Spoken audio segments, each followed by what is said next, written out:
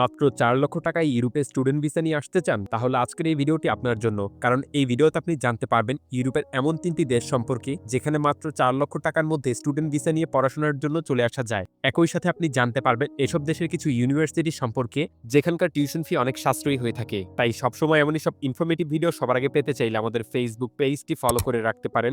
YouTube থেকে দেখে থাকলে আমাদের ইউটিউব চ্যানেলটিকেও সাবস্ক্রাইব করে রাখতে পারেন। পোল্যান্ড কম বাজেটে ইউরোপে পড়াশোনা করার জন্য অন্যতম সেরা একটি দেশ হতে পারে পোল্যান্ড। এখানে আসা পর্যন্ত মোট ৪ লক্ষ টাকার মতো খরচ হয়ে যায়। এখানে রয়েছে Adam Mickiewicz university, university of Warsaw, Opole university, যেসব ইউনিভার্সিটির টিউশন ফি অনেক সাশ্রয়ী হয়ে থাকে। এখানে IT, business, management, social science, engineering সহ বিভিন্ন প্রোগ্রাম রয়েছে এবং ব্যাচেলর ও মাস্টার্স উভয় কোর্সে ভর্তি হওয়ার সুযোগ রয়েছে।